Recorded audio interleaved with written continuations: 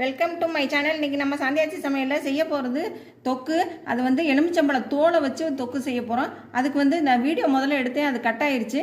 இதுக்கு வந்து எலுமிச்சம்பழ தோல், அப்புறம் வரமிளகா, புளி, இது மூணையும் வேக வச்சு குக்கரில் 3 விசில் விட்டு வேக வச்சு ஆற வச்சு நல்லா வலுவலுன்னு இந்த மாதிரி அடித்து எடுத்து வச்சுருக்கேன்.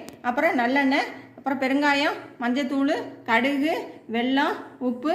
வாங்கப்போ வீடியோக்குள்ளே போகலாம். நம்மளுடைய எலுமிச்சம் தோல் தொக்குக்கு நல்லா காஞ்சிருச்சு எண்ணெய். இப்போ கடுகு, பெருங்காயம் போட்டுக்குவோம். அப்புறம் அரைச்ச விழுது இதை போட்டு நல்லா சுருளை வதக்கிட்டோம். இப்போ தேவையான அளவு உப்பும் மஞ்சத்தூளும் போட்டு இது எண்ணெய் பிரியிற வரைக்கும் நல்லா கிண்டி சுருளை கிண்டி எடுத்துகிட்டு இப்போ காமிக்கிறேன். நல்லா எண்ணெய் பிரிய ஆரம்பிச்சிருச்சு. இப்போ இந்த ஸ்டேஜில் வெள்ளத்தை போட்டுக்கலாம். இதுவும் நல்லா கரைஞ்சி எண்ணெய் கக்கி வந்தோன்னே நான் டிஸ்பிளேயில் வச்சுட்டு காமிக்கிறேன். அப்புறம் என்னோடய சேனல் எல்லோரும் சப்ஸ்கிரைப் பண்ணுங்கள். இப்போ வந்து இதை காமிச்சிக்கிறேன். எலுமிச்சம்பழம் தோல் தொக்கு சூப்பராக ரெடி ஆயிடுச்சு. கொஞ்சம் லைட்டாக கசப்பு தன்மை இருக்குது. வாயில் வச்சு பார்த்தேன் கசப்பு தன்மை இருக்குது. எல்லோரும் கண்டிப்பாக செஞ்சு பார்த்துட்டு கமெண்ட்ஸில் சொல்லுங்கள்.